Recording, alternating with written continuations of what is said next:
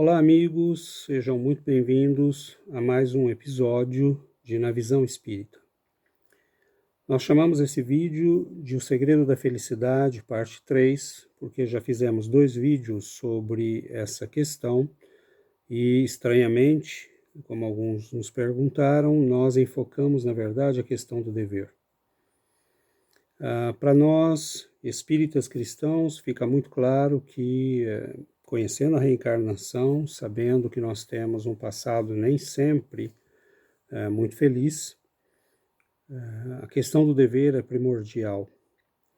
Nós encontramos uma mensagem de Batuíra, na qual ele diz o seguinte, e eu leio, peço licença a vocês para ler. É um pequeno trecho. Todos possuímos escabroso pretérito por ressarcir. Dos quadros vivos desse passado delituoso, recolhemos compulsoriamente os reflexos de nossos laços inferiores que, à maneira de raízes do nosso destino, projetam sobre nós escuras reminiscências. Notemos bem a profunda sabedoria do espírito de Batuíra quando diz: todos possuímos um passado complicado para ressarcir. Dos quadros vivos desse passado delituoso, ou seja, das experiências vividas neste passado, recolhemos compulsoriamente. Notem bem, recolhemos compulsoriamente, não é uma escolha, é compulsório, é obrigatório. Nós recolhemos compulsoriamente os reflexos de nossos laços inferiores que, à maneira de raízes do nosso destino, notem a profundidade e o quanto um espírito como este pode resumir numa estrutura de frase, um volume de informações e de conhecimentos tão grande. A maneira, então, nós recolhemos esses reflexos compulsoriamente dos nossos laços inferiores, que a maneira de raízes do nosso destino. Então, o nosso destino, a nossa vida atual e o nosso futuro está ancorado nessas raízes do passado que nós vivemos. A maneira de raízes do nosso destino projetam sobre nós escuras reminiscências. Então, numa outra mensagem, Batuíra vai dizer: nós surgimos na Terra e lá pelos 20 anos, mais ou menos, nós começamos, quando nós surgimos no planeta, normalmente nós apagamos a memória, o que é uma bênção, né? A reencarnação nos explica isso. E nós temos um recomeço, a oportunidade de recomeçar, a oportunidade de reconstruir. No entanto, à medida que nós chegamos ali na fase da juventude, 18, 20 anos, nós começamos a recolher os reflexos do nosso passado. É o que o Espírito nos explica. Nós começamos a recolher os reflexos desse passado. E, neste momento, antigos padrões de comportamento começam a se formar. Neste momento, antigos padrões, antigas estruturas da nossa personalidade começam a se manifestar, não a se formar, isso, me desculpe. Começam a se manifestar, porque essas estruturas já estão lá. Mas nós tivemos o recomeço, uma nova possibilidade de reencarnação, então nós temos a memória se apaga, uma nova família, uma nova condição de vida. E nós temos ali um momento de pausa em que as leis divinas nos dizem: meu filho, eu te dou agora a oportunidade de recomeçar, de reescrever e de escrever uma nova história. Então a sabedoria divina ela é muito, muito inteligente, porque a reencarnação nos dá essa possibilidade de recomeçar, esquecendo o passado e tendo a possibilidade de construir uma nova vida, mas nós temos que lidar com o passado. Isso não é escolha, isso é compulsório, nós recolhemos os efeitos do nosso passado. Então, é muito interessante que ali pelos 20 e tantos anos a pessoa começa a reassumir certos padrões, eles começam a reaparecer na nossa personalidade. Porque o tempo, né, de graça que nos foi dado começa a expirar. E essas estruturas estão na nossa personalidade. Então, os efeitos do nosso egoísmo do passado, do nosso orgulho, das nossas vaidades, da nossa tirania, eles começam a aparecer. Então, a pessoa que tem propensão para certos problemas, aqueles problemas começam a aparecer. O sujeito que é muito possessivo, o sujeito que é muito agressivo, o sujeito que é muito egoísta, o sujeito que tem muito apego ao poder ou ao dinheiro, aquilo começa a se manifestar. E é por isto que é extremamente importante esse período de graça, esse período ali do nascimento até os 18, 20 anos, no máximo, provavelmente, 18 anos. No Livro dos Espíritos, e aí completo a frase, né? É extremamente importante porque é nesse período que nós educamos, é nesse período que nós, pais, temos a oportunidade de interferir na educação, na formação e na criação de novas estruturas. Porque senão, se nós não fazemos nada, as velhas estruturas retornam e se manifestam. E aí é mais uma encarnação com o risco de se perder. No Livro dos Espíritos, e eu peço licença a vocês novamente para ler, são 3 pequenas perguntas, Allan Kardec questiona: pode-se considerar a paternidade e, obviamente, a maternidade como uma missão? É incontestavelmente, notem bem a palavra, uma missão. É, ao mesmo tempo, um dever muito grande. E é por isto que nós incluímos isto na questão da nossa discussão sobre o dever. E que determina mais do que o homem imagina sua responsabilidade para o futuro. Notem bem, meus amigos. Ser pai, ser mãe é uma missão extremamente importante, porque são naqueles pequenos momentos, naqueles primeiros anos, que nós temos a chance de mudar o destino de um espírito. Deus colocou a criança sob a tutela dos pais para que eles a conduzam no caminho do bem. E lhes facilitou a tarefa ao conceder à criança uma constituição frágil e delicada, que a torna acessível a todas as impressões. Olhem a sabedoria.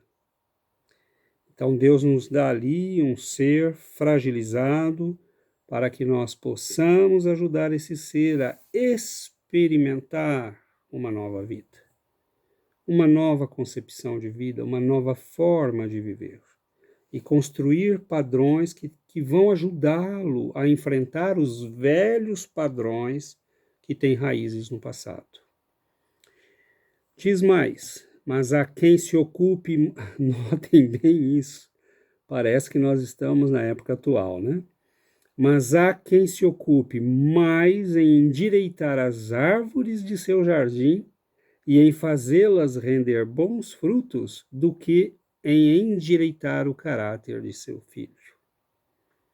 Se este sucumbe por erro dos pais, eles receberão a pena disso. Notem bem. E os sofrimentos que na vida futura caberiam à criança recairão sobre eles. Isso é extremamente sério, hein? Pois não fizeram o que dependia deles para o adiantamento do filho no caminho do bem. Então, se nós incluímos essa discussão, essa questão da formação, da educação e do enfrentamento dos padrões que nós trazemos conosco, e nós incluímos isso na discussão sobre o dever, é porque o dever da paternidade e da maternidade é algo extremamente sério. Notem bem que o Espírito diz: há pessoas que se ocupam mais de cuidar do seu jardim do que cuidar da educação dos seus filhos, que estão mais interessados em ir à academia e passar horas cuidando do corpo do que cuidar da educação dos seus filhos. Pessoas que não querem perder a forma física, que estão muito preocupadas com a aparência. E eu diria, bom, eu não quero fazer uma crítica, na verdade quero sim, porque nenhum de nós, por mais que se esforce, vai conseguir ser um pai e uma mãe perfeitos, mas se esforçar é nossa obrigação. Fazer um esforço para dar o melhor é um dever. Notem bem, Allan Kardec pergunta: a paternidade e a maternidade é uma missão? Incontestavelmente é uma missão. Então nós estamos diante de algo extremamente sério.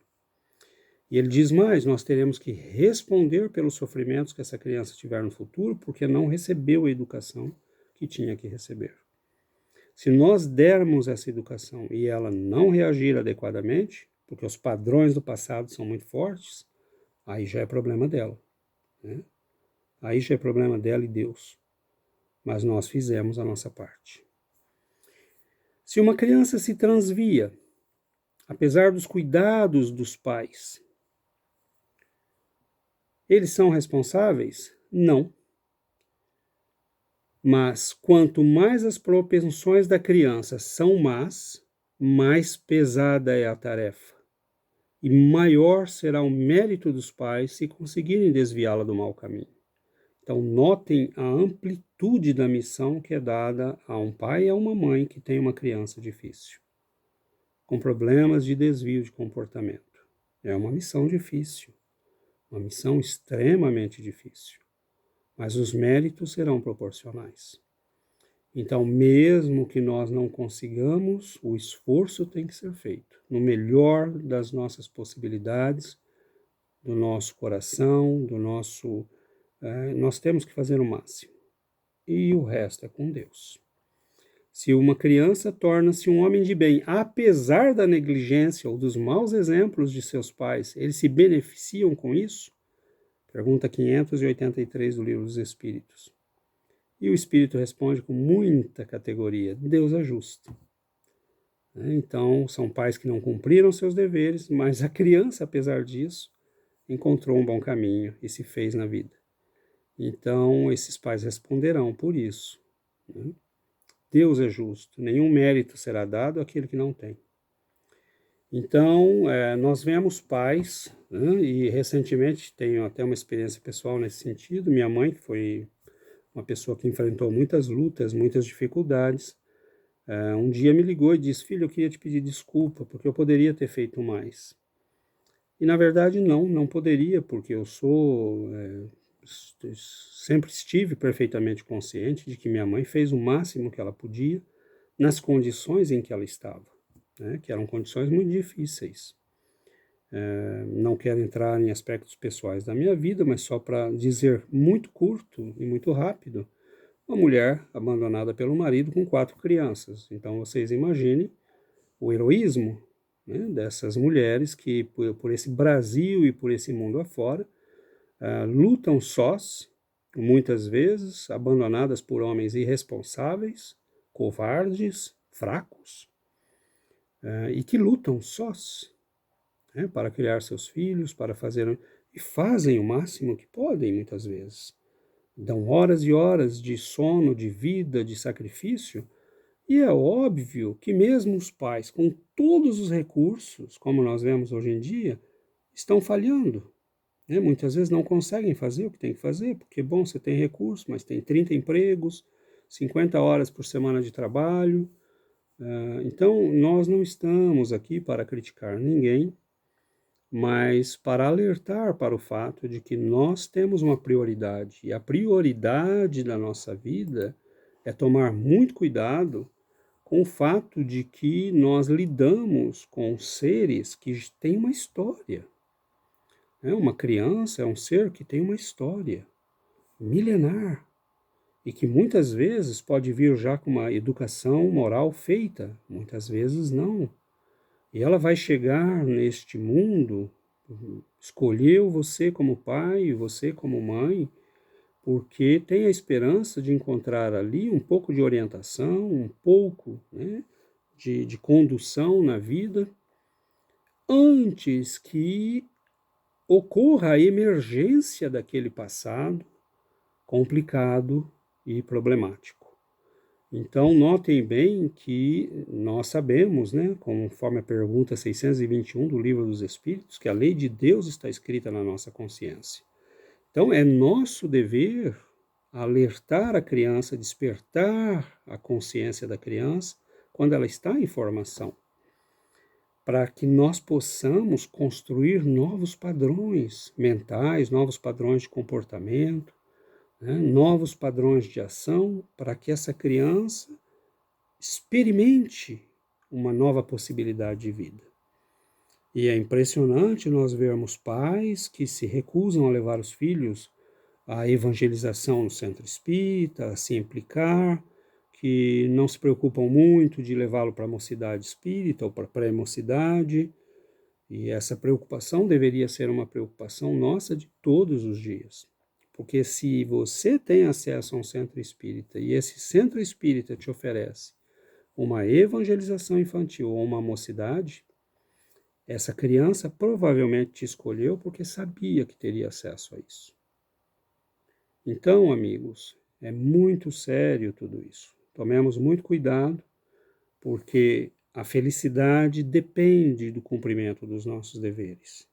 E o nosso dever como pai e mãe está incluído nessa sagrada missão de ajudar os espíritos que chegam a encontrar um novo caminho, novos padrões, para que aquilo se incorpore e possa fazer face aos velhos padrões que nós todos trazemos e que vão se manifestar mais cedo ou mais tarde pelas nossas tendências, pelos nossos hábitos, e vão começar a emergir, mas no momento que isso acontece, se a criança já tem novos padrões, ela vai dizer, opa lá, eu sei que isso não pode ser assim. Então, esta é a nossa missão, este é o nosso dever como pais, velar para que essas crianças encontrem um novo caminho, uma nova rota, um novo destino. Senão, isso não é uma ameaça, são as leis da vida, nós teremos que responder também por isso. Muita paz, um grande abraço a todos e até o nosso próximo vídeo.